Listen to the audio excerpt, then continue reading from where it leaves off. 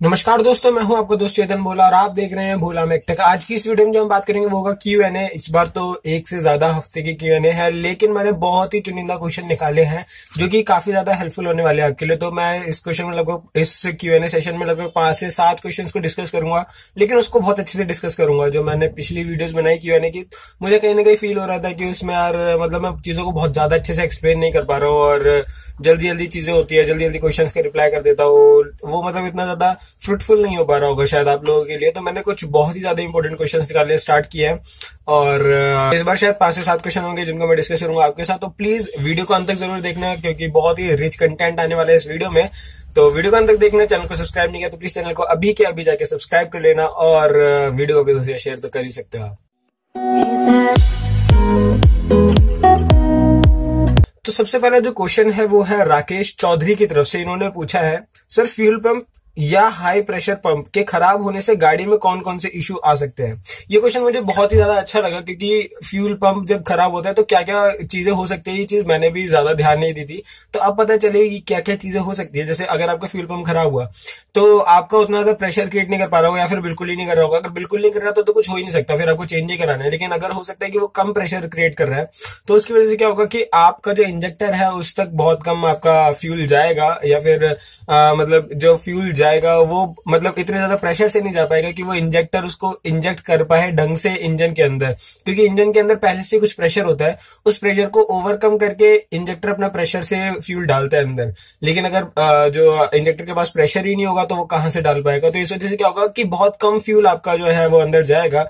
तो इसकी वजह से फ्यूल कम जाएगा तो लीन मिक्सचर बनेगा और हो सकता है कि आपको एक्सेलरेशन में काफी ज्यादा प्रॉब्लम देखने को मिलेगी, परफॉर्मेंस में काफी ज्यादा प्रॉब्लम देखने को मिलेगी और बेशक आपका फ्यूल कम लगेगा लेकिन इंजन चले ना चले उसकी भी गारंटी नहीं है, क्योंकि हो सकता है स्टार्टिंग के लिए ही उसके पास इतना फ्यूल ना आ पाए कि वो इंजन को ऑन कर पाए, टर्न ऑन करे।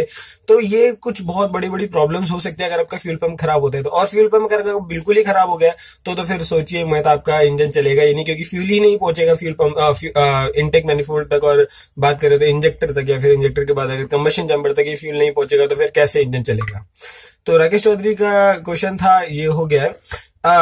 लगता है मुझे सीएनजी एडवांसर में बहुत जल्दी वीडियो बनानी पड़ेगी क्योंकि अभी भी एक कमेंट आया है सौरभ जी का कि भाई चंदन भाई मैं चंदन आप सीएनजी एडवांसर पर वीडियो बनाओ।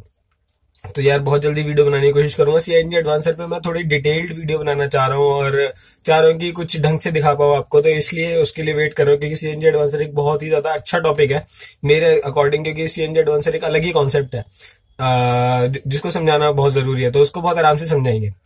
अगला जो क्वेश्चन है वो है अनीता सिंह की तरफ से, please make a video on firing order of 8 cylinder engine. Firing order जो होता है वो कंपनी सेट करती है अपने अपने कैलकुलेशंस, अपने अपने उसके हिसाब से, इंजन डिजाइन के हिसाब से। तो डिपेंड करेगा कि आप कौन से इंजन की, कौन से कंपनी के इंजन की, या फिर कौन से कितने सिलेंडर के इंजन की, या फिर किस तरह के इंजन डिजाइन के ऊपर बात कर रहे हो।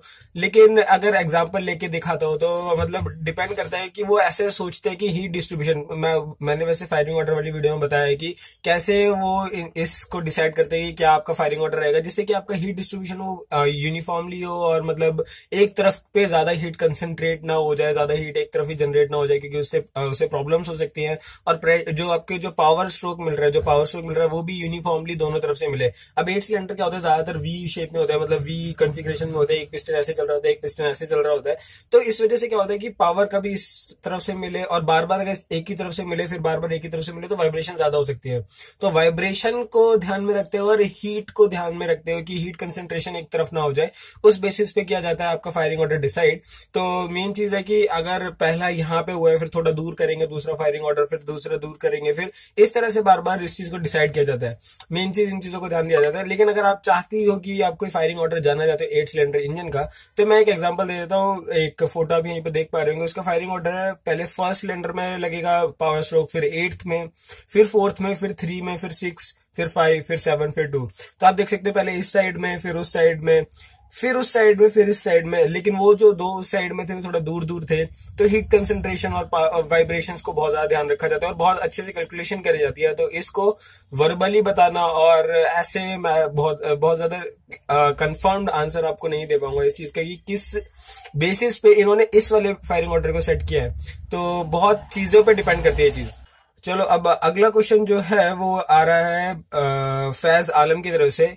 एयर ब्रेक सिस्टम कार में क्यों नहीं डालते, क्यों क्यों नहीं देते? क्योंकि देखो कार में जो है ना कार का मास कम है, जिसकी वजह से हमें जो ब्रेकिंग एफर्ट लगाने पड़ते हैं वो कुछ हद तक कम होते हैं। लेकिन वहीं अगर आप बात करो बड़े बड़े व्हीकल्स के, ट्रक, बस और इन सब जगहों पे क्या होता है कि बहुत बड़े व्हीकल है, बहुत ज्यादा मास लेके चलते हैं, कैरियर व्हीकल होते हैं, बहुत ज्यादा इनमें गुड्स रखे जाते हैं, तो जिसकी वजह से इसका मोमेंटम बहुत ज्यादा हो जाता है जब ये चलते हैं। तो जब मोमेंटम ज्यादा हो गया तो इसको ब्रेक लगाने के लिए उतना ही ज्यादा ब्रेकिंग एफर्ट लगाने पड़ते हैं। तो अब ये ब्रेकिंग एफर्ट इतने ज्यादा लगाने हमारे ह्यूमन के पैर से लगाना बहुत ज्यादा मुश्किल होता है, इसलिए कुछ ना कुछ रेजिस्टेंट चाहिए। तो अब जो हाइड्रोलिक होता है, हाइड्रोलिक में क्या होता है, आप जो फोर्स लगा रहे हो ना वही वाली फोर्स जो है वो हाइड्रोलिक प्रेशर में कन्वर्ट होती है, उसके बाद तक जाती है। लेकिन न्यूमेटिक में क्या होता है, आप जो फोर्स लगा रहे हो वो सिर्फ और सिर्फ एक स्विच को एक्चुएट कर रही है, फिर सिलेंडर के अंदर जितना भी प्रेशराइज्ड एयर भरी पड़ी है वो दबा रहा है उसे।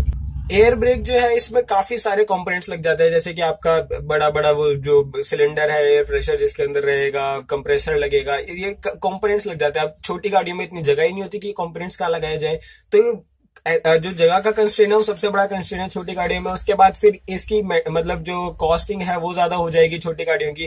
ट्रक तो बड़े ही होते हैं तो उनमें जगह काफी होती है, तो इसलिए उसमें लगाना आसान है। अगली बात करते हैं निक्स टॉर्क की। इन्होंने बोला है कि नाइस डिस्क्राइब, बोला keep it up, what to do if car is okay but internally losing, so what to do.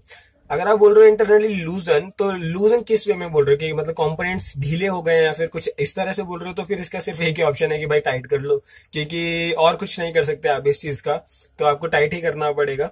और how to know catalytic converter, कितनी चीजें चल रही है भाई। इन्होंने एक ही कमेंट में काफी सारे क्वेश्चन पूछे। इन्होंने पूछा है कि how to know catalytic converter is damaged और क्लॉग। तो कैटालिटिक कन्वर्टर जब डैमेज हो जाएगा या फिर क्लॉग्ड हो जाएगा तो फिर आपको जो O2 सेंसर है ना वहां पे दूसरे सेम रीडिंग आने लग जाएगी, तो फिर आपको चेक इंजन लाइट दिखाने लगेगा कि आपके कैटालिटिक कन्वर्टर में प्रॉब्लम है, तब आप समझ जाओगे कि वो चीज खराब हो गई है। और अगर क्लॉग हो गया तो फिर बैक प्रेशर इतना ज्यादा जनरेट होगा कि आपको परफॉर्मेंस ही नहीं मिलेगी। परफॉर्मेंस नहीं मिलेगी तो फिर समझ जाओगे आपकी कुछ ना कुछ प्रॉब्लम है, तब आप जाओगे उस तक पहुंच जाओगे। तो एक और क्वेश्चन उन्होंने पूछा, how it smells of gas if converter was damage, कि स्मेल कैसी आएगी अगर कन्वर्टर खराब है, तो जो पॉल्यूटेड गैस है उसकी कैसी स्मेल आएगी। यार देखो मैंने कभी स्मेल तो नहीं किया उसे, लेकिन पॉल्यूशन बहुत ज्यादा होगा, इतना ही बोल सकते हैं। मेरे को नहीं, मतलब मैंने कभी स्मेल नहीं किया, तो ऑनेस्टली स्पीकिंग मैंने कभी स्मेल नहीं किया, तो मैंने बता नहीं सकता इस चीज को। लेकिन उन्होंने पूछा है कि क्या वो एफिशिएंसी पे भी मतलब कुछ इफेक्ट डालेगा आपके इंजन की। अगर आपका कैटालिटिक कन्वर्टर खराब है, क्लॉग्ड नहीं है, क्लॉग्ड होगा तो एफिशिएंसी में प्रॉब्लम करेगा। लेकिन आपका जो कैटालिटिक कन्वर्टर है उसके अंदर वो मतलब अपना फंक्शनिंग करनी छोड़ दिया है, लेकिन वो गैसेस को पास करने दे रहा है। तो अगर गैसेस पास नहीं हो रही है तो फिर एफिशिएंसी बहुत ज्यादा खराब हो जाएगी। लेकिन गैसेस अगर ठीक तरह से पास कर पा रही है, बेशक वो पॉल्यूशन को कम कर रहा है या नहीं कर रहा है, तो आपकी एफिशिएंसी में कोई फर्क नहीं पड़ेगा, क्योंकि उसका काम सिर्फ ये है कि जो गैसेस बाहर निकल रही है उसको साफ कर देना। अगला जो क्वेश्चन है वो है बालाजी कामले की तरफ से। जो एयर ब्रेक वाली वीडियो है इसमें इन्होंने पूछा, काफी अच्छा क्वेश्चन है कि इसमें हैंड ब्रेक कैसे लगती है। तो मैं हैंड ब्रेक के ऊपर वैसे एक अलग से वीडियो बनाने की सोच भी रहा हूं और बनाऊंगा बहुत जल्दी। हैंड ब्रेक जो होती है वो चाहे हाइड्रोलिक हो चाहे फिर आपका न्यूमेटिक हो, हैंड ब्रेक हमेशा मैकेनिकल होती है। जब आप वो खींचोगे तो आपका मैकेनिकल फोर्स आके आपके ब्रेक शूज को उस पर अटैच करा देगा, जिससे कि वो हमेशा के लिए लॉक हो जाएंगे। मतलब जब तक आपने उसको खींच के रखा है जब तक वो लॉक हो जाएंगे, और जैसे हटाओगे वो वापस आ जाएंगे। तो मेन ये पूरा का पूरा मैकेनिकल रहता है, चाहे न्यूमेटिक हो चाहे हाइड्रोलिक हो, कोई भी हो, इसमें न्यूमेटिक सिस्टम मैकेनिकल सिस्टम रहता है। तो इसका कोई फर्क नहीं पड़ता आपकी गाड़ी बंद है चाहे ऑन है, हैंड ब्रेक हमेशा काम करेगी। और ये इमरजेंसी ब्रेक भी बोल सकते हैं इसे। जब भी आपका कुछ भी खराब हो, कोई भी ब्रेक अगर आपकी फेल हो जाए, कुछ भी जैसा बोला जाता है फिल्मों में कि ब्रेक फेल हो गई या कुछ भी, तो आपको हैंड ब्रेक खींचनी, हैंड ब्रेक से काम चलेगा आपका कुछ हद तक। तो एक क्वेश्चन और है चंद्र प्रकाश की तरफ से, और इन्होंने पूछा मैप सेंसर का वायर निकाल दे तो क्या होगा। देखो मैप सेंसर जो होता है वो असिस्टेंट होता है एक तरह से, जो होता है मैप सेंसर का। अगर मैप सेंसर रीडिंग ले रहा है और मैप सेंसर अगर आपने वायर निकाल दिया तो कोई प्रॉब्लम नहीं होगी। लेकिन अगर आपने मैप की भी निकाल दी तो भी कोई प्रॉब्लम नहीं होगी, क्योंकि जब इन दोनों से कोई सिग्नल नहीं आएंगे तो ईसीयू अपना इंटरनल एक प्रोग्राम्ड होता है कि इतना फ्यूल वो उसे भेजना है, तो वो उतना फ्यूल भेजता रहेगा, चाहे आपका मैप दोनों निकल जाए। तो क्रिटिकल कंडीशंस में आपकी गाड़ी को प्रॉब्लम होगी, जब एक्सेसिव लोड आ जाएगा या फिर इस तरह की कुछ प्रॉब्लम्स, इस तरह की कुछ कंडीशंस आएंगे, तब आपकी गाड़ी को प्रॉब्लम होगी। लेकिन वैसे कभी गाड़ी को कोई प्रॉब्लम नहीं होगी, क्योंकि उसके अंदर जो इंटरनली प्रोग्राम्ड है उसके अकॉर्डिंग वो कुछ ना कुछ फ्यूल भेजता रहेगा। तो मैप से कोई ज्यादा मतलब प्रॉब्लम नहीं होनी चाहिए, लेकिन प्रॉब्लम्स हो सकती है।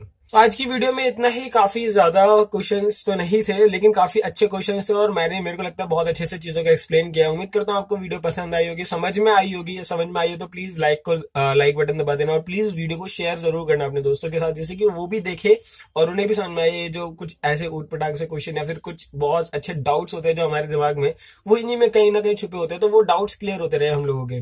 तो बेसिकली इसलिए वीडियो बनाई थी ये Q&A, और मैं Q&A इसीलिए बनाता हूँ कि आप लोग के जो यूजुअल से डाउट्स है जो सबको जानने चाहिए वो सब क्लियर हो जाए। तो क्लियर हुए हो तो प्लीज लाइक करना, शेयर करना और कमेंट्स में जरूर बताना। अगर कोई और डाउट है तो प्लीज कमेंट्स में बताओ, मैं जल्दी से जल्दी उनका रिप्लाई करूंगा। और अगर बहुत अच्छे डाउट्स लगे तो Q&A में जरूर आएगा आपका क्वेश्चन। तो धन्यवाद दोस्तों मेरी वीडियोस को देखने के लिए। मेरी वीडियोस को देखते रहिए, शेयर करते रहिए, सब्सक्राइब करते रहिए। बस इतना ही। धन्यवाद दोस्तों।